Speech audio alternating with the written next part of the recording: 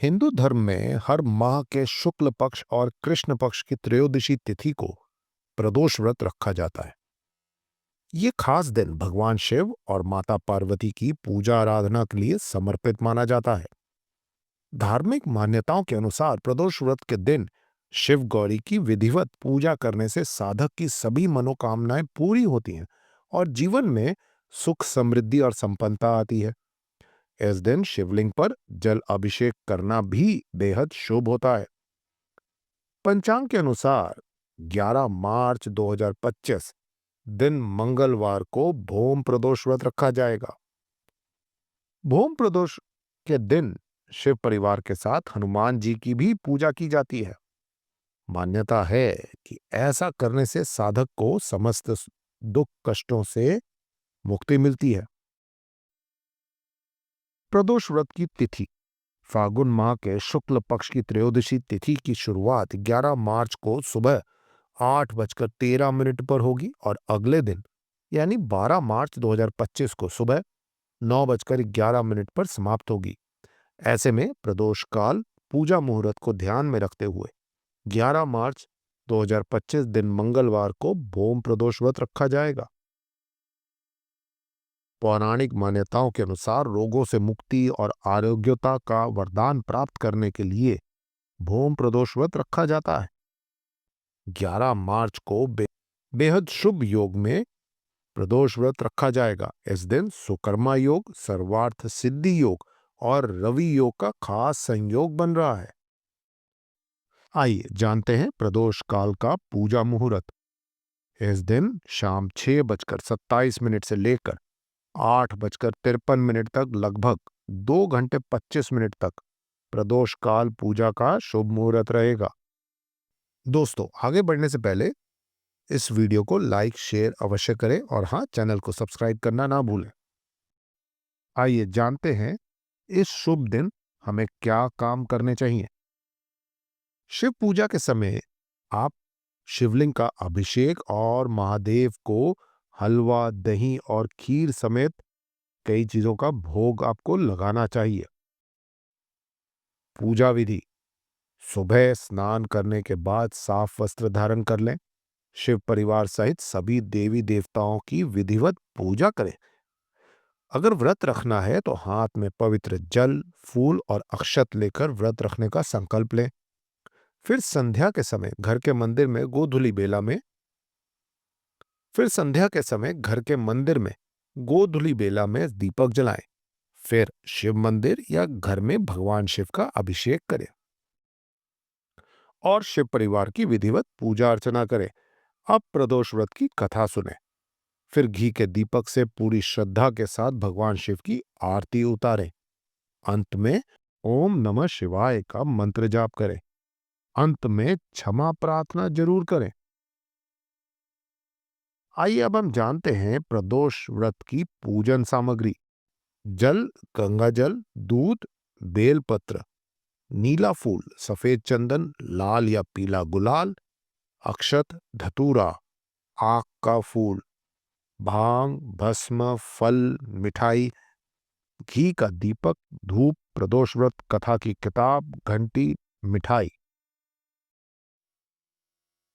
अब हम ये जानते हैं कि मार्च में पड़ रहे भोम प्रदोष व्रत पर कुछ खास उपाय करने से हमें लाभ प्राप्त हो सकते हैं।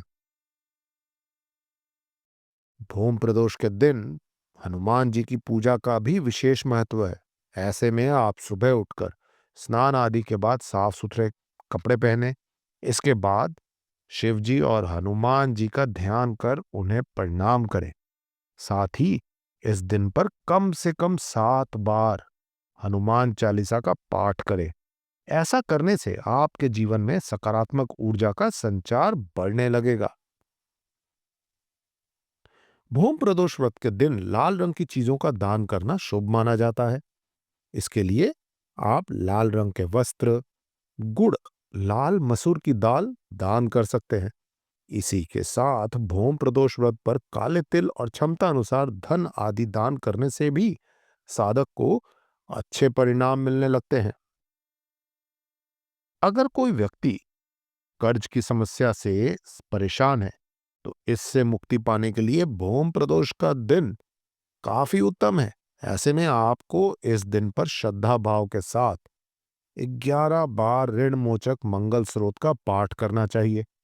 ऐसा करने से आपको कर्ज की समस्या से मुक्ति मिल सकती है। भौम प्रदोष व्रत भगवान शिव को समर्पित माना जाता है। इस दिन भोलेनाथ के भक्त पूरे श्रद्धा भाव से शिव जी की आराधना में लीन रहते हैं। ये व्रत हर माह शुक्ल और कृष्ण पक्ष की त्रयोदशी तिथि को रखा जाता है। जब ये तिथि मंगलवार के दिन होती है तो वो भौम प्रदोष व्रत कहलाता है। मान्यता है कि इस दिन पूजा करने के साथ साथ भौम प्रदोष व्रत की कथा का पाठ करने से व्यक्ति को शिव जी के साथ साथ बजरंग बली की भी कृपा प्राप्त होती है। तो आइए सुनते हैं भौम प्रदोष व्रत कथा। एक नगर में वृद्ध महिला रहा करती थी। उसका एकमात्र पुत्र था। वृद्धा की हनुमान जी के प्रति गहरी श्रद्धा थी। वो हर मंगलवार को नियमित रूप से व्रत रखकर हनुमान जी की पूजा करती थी। एक बार हनुमान जी ने उस पर अपनी कृपा बरसाने का निर्णय लिया। हनुमान जी साधु का रूप धारण करके वृद्धा के घर पहुंचे और पुकारने लगे, क्या कोई हनुमान भक्त है जो मेरी इच्छा पूरी कर सके? पुकार सुनकर वृद्धा बाहर आई और बोली, आज्ञा दें। साधु के रूप में हनुमान जी बोले, मैं भूखा हूं, मुझे भोजन चाहिए, तुम थोड़ी जमीन लीप दो। वृद्धा इस पर विचार में पड़ गई, दुविधा में पड़ गई। अंततः उसने हाथ जोड़कर कहा, महाराज, लीपने और मिट्टी खोदने के अलावा आप कोई और आज्ञा दें, मैं अवश्य पूरी करूंगी। साधु ने 3 बार प्रतिज्ञा कराने के बाद कहा, अपने पुत्र को बुला, मैं उसकी पीठ पर आग जलाकर भोजन तैयार करूंगा। ये सुनकर वृद्धा चिंतित हो गई, लेकिन वो प्रतिज्ञाबद्ध थी। उसने अपने पुत्र को बुलाकर साधु के समक्ष प्रस्तुत किया। साधु के वेश में हनुमान जी ने वृद्धा के हाथों से ही उसके पुत्र को पेट के बल लेटने को कहा और उसकी पीठ पर अग्नि प्रज्वलित की। अग्नि जलाकर दुखी मन से वृद्धा अपने घर अंदर चली गई। इस बीच भोजन तैयार करके साधु ने वृद्धा को बुलाया और कहा, तुम अपने पुत्र को पुकारो ताकि वो भी आकर भोग ग्रहण कर सके। इस पर वृद्धा ने कहा, उसका नाम लेकर मुझे और कष्ट ना दें। लेकिन जब साधु महाराज ने उसकी बात नहीं मानी तो वृद्धा ने अपने पुत्र को आवाज दी। उसका पुत्र बाहर आ गया। अपने पुत्र को जीवित देखकर वृद्धा को अत्यंत आश्चर्य हुआ और वो साधु के चरणों में गिर पड़ी। हनुमान जी ने अपने वास्तविक स्वरूप में प्रकट होकर वृद्धा को आशीर्वाद दिया। दोस्तों, आपको हमारी ये वीडियो कैसी लगी हमें कमेंट करके अवश्य बताएं और हाँ, वीडियो को लाइक, शेयर और चैनल को सब्सक्राइब जरूर करें। धन्यवाद।